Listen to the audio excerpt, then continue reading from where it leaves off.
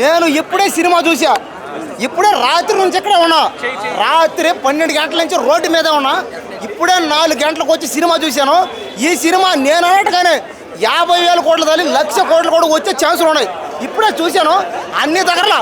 ఈ cinema global మొత్తం, ఆయన ఒక పెద్ద గ్లోబల్ స్టార్. అయినా గ్లోబల్ మొత్తం ఈ సినిమా పెద్ద బ్లాక్ బస్టర్ అంతే. ఇండస్ట్రీ హిట్లు తమిళ్, కన్నడ, హిందీ, మరాఠీ, కన్నడ అన్ని భాషలు ఈ సినిమా హిట్.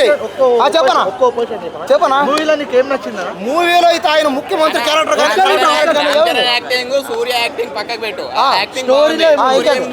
స్టోరీ అయితే అన్ని ఇచ్చి పిచ్చి పడేసాడు అంతే. ఫస్ట్ పాట ఎంట్రీ సీన్ హెలికాప్టర్ ట్రైన్ లో దిగాడు.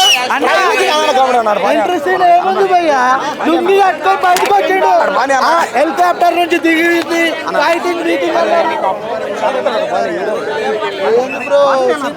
మనుషులకి చూసేటట్టు కాబట్టి సినిమా అయితే మనోళ్ళు ఫ్యాన్స్ అందరూ, మన ఫ్యాన్స్ అందరికి ఇందులో ఏంటంటే ఇందులో తక్కువ అయింది ఏంటంటే కొంచెం రొమాన్స్ అంట. కొంచెం రొమాన్స్ కాస్త ఎక్కువ చేసిన బాగును. కానీ ఎందుకంటే చూసావు అందరూ ఈ ప్రపంచంలో గ్లోబల్ మొత్తం అదే గ్లోబల్ మొత్తం సినిమా ఇండస్ట్రీ అన్ని భాషల్లో ఈ సినిమా ఇండస్ట్రీ. కాబట్టి నేను చెప్పిన దాని ప్రకారమే సినిమా కూడా బాగా ఆడుతుంది. అన్న ఇప్పుడే గేమ్ చేంజర్ చూసుకొని వస్తున్నా అన్న. అసలు చాలా బ్యూటిఫుల్ ఉంది సినిమా.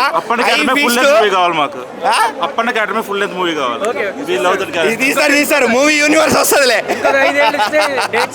పక్కా 100%.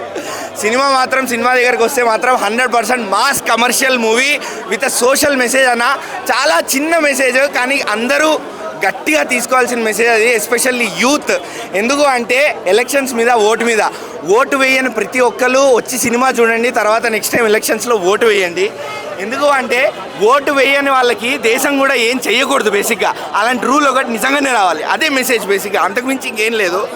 అలాంటిది మంచి మాస్ ఎలిమెంట్స్తో మంచి ట్రూ లైఫ్ ఇన్సిడెంట్స్తో మంచి రిఫరెన్సెస్తో సినిమా తీశారు. ఎస్పెషల్లీ ఈ ట్రూ లైఫ్ రిఫరెన్సెస్ ఏదైతే అంటున్నానో ఆంధ్ర వాళ్ళు బాగా కనెక్ట్ అవుతారు.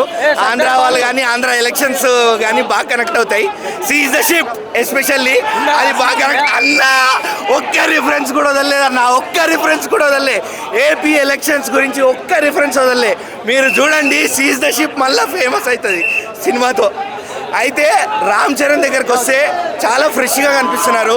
ఇంతకు ముందు ఉన్న సినిమాలతో పోలిస్తే చాలా ఫ్రెష్గా మంచి ఎనర్జీతో కనిపించారు.